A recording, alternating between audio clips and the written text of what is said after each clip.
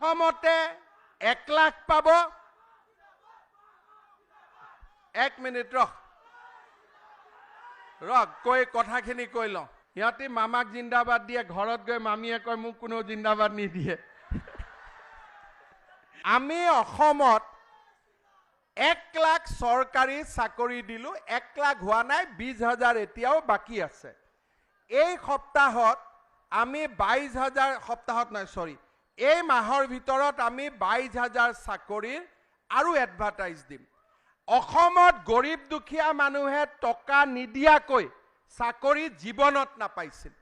আজি গৰীব দুখীয়া মানুহৰ কাৰণে চাকৰি সহজ হৈ গ'ল। মাত্ৰ ল'ৰা ছোৱালীয়ে পঢ়িব লাগে, আন্দোলনত যাব নালাগে, ড্ৰাগছত সোমাব নালাগে, তাচপাত খেলিব নালাগে, মাত্ৰ পঢ়িব লাগে আৰু বাপেক মাকৰ নাম বৃদ্ধি কৰিব লাগে। এতিয়া অসমত আমি পৰিৱেশ সলনি কৰিলোঁ।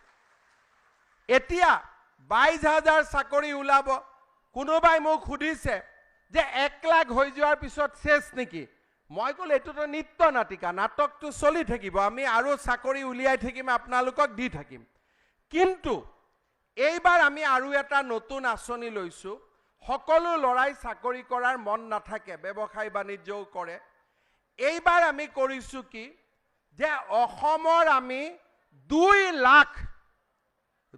লাখ ল'ৰা ছোৱালীক আমি নিজৰ ব্যৱসায় প্ৰতিষ্ঠাৰ কাৰণে বেংকৰ লগত কোনো কানেকশ্যন নাই, ডাইৰেক্টলি চৰকাৰৰ পৰা 2 লাখ টকাৰ আমি সাবসিডি দিম ডাইৰেক্টলি। এই 2 লাখ টকা প্ৰথমতে 1 লাখ পাব। 1 মিনিট ৰখ কৈ কথাখিনি কৈ লওঁ। সিহঁতি মামাক জিন্দাবাদ দিয়ে, ঘৰত গৈ মামীয়ে কয় মোক কোনো জিন্দাবাদ নিদিয়ে। আচ্ছা ৰখ, এতিয়া হ'ল 2 লাখ টকাৰ 1 লাখ প্ৰথমতে পাম। 1 লাখ প্ৰথমতে পোৱাৰ পিছত যিসকলে ভাল কৰি ব্যৱহাৰ কৰে তেওঁলোকে দ্বিতীয় 1 লাখটো পাব। আৰু এই 2 লাখ টকাত যোনে ভাল কৰি ব্যৱসায় কৰে তেওঁলোকক আমি বেংকক কম যে এওঁলোক প্ৰমোশন হৈ গ'ল, পাছ কৰি গ'ল, এওঁলোকক ভাল কৰি আপোনালোকে লোন দিয়ক যাতে এওঁলোকে নিজৰ জীৱনটো নিৰ্মাণ কৰিব পাৰে। ঠিক আছে? কোনোবাই মোক সুধি আছে দাদা টকাটো কেনেকৈ পাম, কেনেকৈ গম পাম? দিগন্ত কলিতাৰ লগত লাগি থাকিলে আমি গম পাম, হয় নহয়?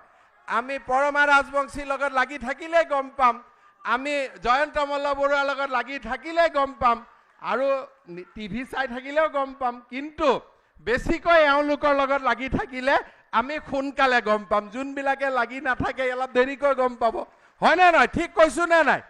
গতিকে লগত লাগি থাকিলে আপোনালোকে সোনকালে গম পাব।